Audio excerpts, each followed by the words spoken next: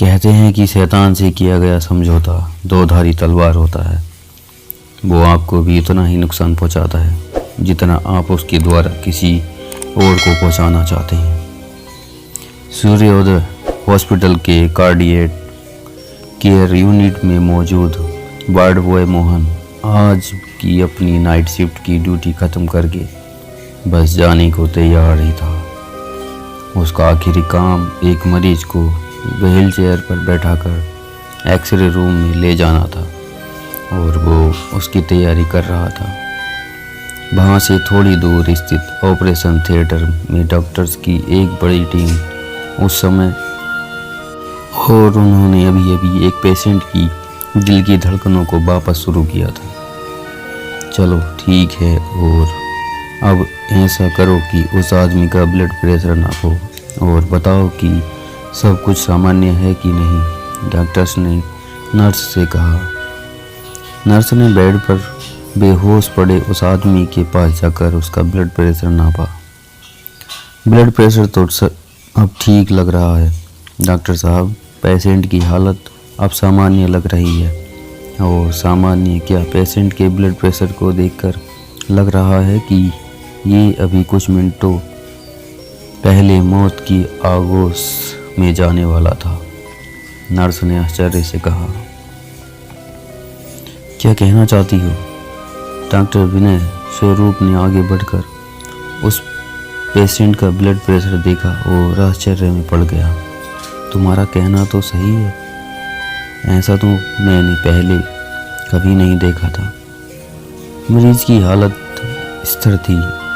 ये देखकर डॉक्टर विनय स्वरूप ने चेहरे पर निराशा और शिकन के भाव उभर आए और उनसे कुछ क्षण विचार किया और फिर कहा, तो एक बार फिर बताना चाहूँगा कि मरीज को हार्ट अटैक आया था और इसी कारण से उसकी गाड़ी का एक्सीडेंट हो गया था। भगवान की कृपा से इसके बाहरी शरीर पर तो कोई चोट के निशान नज़र नहीं आ रहे, तो बस अभी के लिए हमें इसके हाथ में ये निशान नज़र अभी के लिए हमें इसके हाथ में घुसे स्कील के टुकड़े को निकालना होगा और सिर के पीछे लगे उस घाव का उपचार करना होगा। उसके बाद ऑपरेशन करके दिल में मौजूद घाव का उपचार करना होगा। उसके बाद ऑपरेशन करके दिल में मौजूद उस खून के उस थक्के को भी निकालना होगा। विनय ने उस लोहे के टुकड़े को छूकर बताते हुए कहा, मगर सबसे पहले क्या हुआ सर? एक जूनियर डॉक्टर ने आगे बढ़कर कहा। नहीं कुछ नहीं, अचानक से ऐसा लगा जैसे कि सीने में किसी ने खंजर घुसा दिया हो। अब ठीक है, तो अब तुम सब ध्यान से सुनो।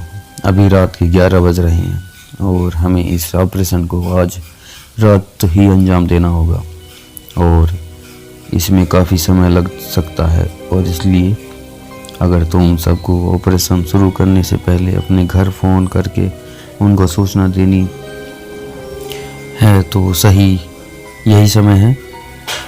मगर जाने से पहले इसके सिर के बाल काट दो, क्योंकि हमें उस घाव वाले स्थान पर टाँका लगाना है।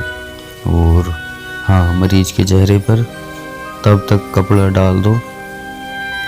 इसकी ये हालत मुझसे देखी नहीं जा रही है।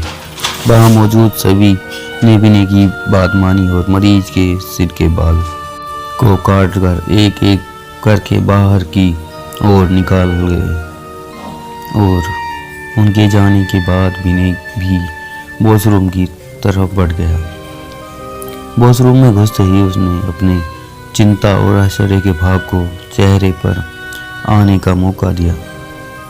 आखिरकार ये कैसे संभव हो रहा है, उसने सोचा। उसने तो वो सब कुछ किया था जिससे उस मरीज की जानी निश्चित थी, मगर फिर इतनी बुरी दर्दनाक दुर्घटना के बाद भी वो बच कैसे गया? आखिरकार उसका शैतान से किया गया वो समझौता खाली कैसे जा सकता है। विनय ऐसा इसलिए सोच रहा था क्योंकि इस समय ऑपरेशन थिएटर में लेटा वो इंसान कोई और नहीं, उस हॉस्पिटल का सबसे नामी डॉक्टर था, डॉक्टर शशि मलिक। देश के सबसे बड़े सर्जन में से एक। उसके आने से पहले तक विनय के ही नाम बोलबाला था, मगर शशि मलिक के आने के बाद से ही उसका नाम उसके सामने दबता चला गया। उसके उस हॉस्पिटल के हेड सर्जन बनने के सपने को भी गहरा झटका लगा था, मगर उससे भी बड़ा झटका उसे तब लगा था जब उसे इस बात का पता चला कि उसकी बीवी का अफेयर इसी इंसान के साथ चल रहा था, जिसके कारण उसने किसी भी तरीके से शशि को ख़त्म करने का फैसला किया था, मगर वो इससे असफल रहा था। मगर मैं ऐसा होना नहीं दूंगा, किसी भी तरह से मुझे उसको मारना ही होगा। अगर शैतान ये काम नहीं कर सकता तो अब ये इंसान करेगा। विनय ने मन ही मन निर्णय लिया।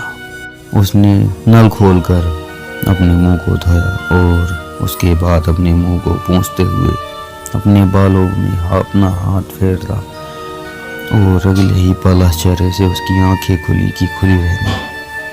उसके हाथों में उसके ही बालों का एक बड़ा गुच्छा था, जैसे कि किसी ने उसको काटा हो। उसने घबरा कर उन बालों को फ्लैश किया और बाथरूम से बाहर निकलकर ऑपरेशन थिएटर में घुस गया। अब यही एक मौका था, क्योंकि एक बार अगर ऑपरेशन शुरू हो गया तो वो कुछ नहीं कर सकता था। एक इंजेक्शन और शशि की मौत को एक ऑपरेशनल एक्सीडेंट का नाम दे दिया जाएगा, विनय ने सोचा और नर्स की तरफ आगे बढ़ा। अरे तुम भी जाकर जरा अपने घर वालों को फ़ोन करके बता आओ, तब तक मैं यहाँ पर हूँ, विनय ने कहा। नर्स ने उसकी बात मानी और बाहर की ओर निकल गई। विनय ने एक गहरी सांस ली और एक पल भी न गवाते हुए इंजेक्शन में एक दवाई का घातक डोज भरा और उसको शशि के बाजू में लगाया। मगर ऐसा करते ही उस ऑपरेशन थिएटर की लाइट अचानक ही चली गई। वहाँ से थोड़ी ही दूर वार्ड बॉय मोहन गैलरी में व्हीलचेयर पर एक मरीज को लेकर जा रहा था। गैलरी में सन्नाटा था और मोहन गाता गुनगुनाता हुए चला जा रहा था। तभी सामने से एक कमरे में एक स्ट्रेचर ने उसका रास्ता रोका और इससे पहले कि वो उस स्ट्रेचर पर लेटे इंसान को देख पाता, तभी उस जगह की लाइट चली गई और वो जगह अंधकार में नहा गया। वार्ड बॉय ने बगल में ही मौजूद रेस्टेबिनेट को उस स्ट्रेचर के बाबत कहा और रिसेप्शनिस्ट ने तुरंत इस लापरवाही के लिए जिम्मेदार वार्ड बॉय का पता लगाने के लिए फ़ोन उठाया ही था कि तभी लाइट वापस आ गई और उस स्ट्रेचर पर बेहोश पड़े उस इंसान को देखकर रिसेप्शनिस्ट दहल गई और फ़ोन ज़मीन पर गिराकर उस वार्ड बॉय को वहीं पर खड़ा रहने को कहकर ऑपरेशन थिएटर की तरफ भागी। वहाँ पहुंचकर वो सीधे ऑपरेशन थिएटर में हाँफते हुए अंदर दाखिल हुई। ये क्या तरीका है मालिकिन, हम यहाँ एक ऑपरेशन की तैयारी कर रहे हैं। किसके ऑपरेशन की? रिसेप्शनिस्ट मालकिन ने हाँफते हुए पूछा। क्या मतलब किसकी? डॉक्टर शशि मलिक का, एक जूनियर डॉक्टर ने कहा। मगर वो तो बाहर रिसेप्शन के पास स्ट्रेचर पर मौजूद है, मालकिन ने आश्चर्य से कहा। तुम ये क्या बकवास कर रही हो? शशि जी तो यहाँ पर हैं, ये देखो। डॉक्टर ने इतना कहते ही उस मरीज के ढके चेहरे पर से वो कपड़ा हटाया और जब उसने देखा उसको देखकर उसकी आंखें फटी की फटी रह गईं। उन डॉक्टर्स ने सामने जो मरीज बेहोश लेटा हुआ था वो डॉक्टर शशि मलिक नहीं बल्कि डॉक्टर विनय स्वरूप था। मगर ऐसा कैसे? सर तो उस जूनियर डॉक्टर ने लड़खड़ाते शब्दों में कहा और बेहोश होकर जमीन पर गिर गया। उनके साथी उसको सवाल पाते उससे पहले ही उस कमरे में अचानक से गूंज उठी उस मशीनी आवाज ने उन्हें बताया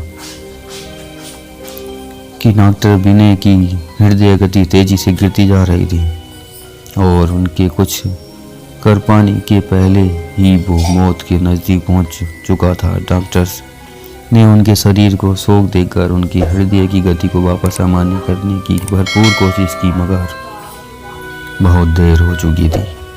विनय मर चुका था और बाहर गैलरी में वो स्ट्रेचर आगे बढ़ चुका था।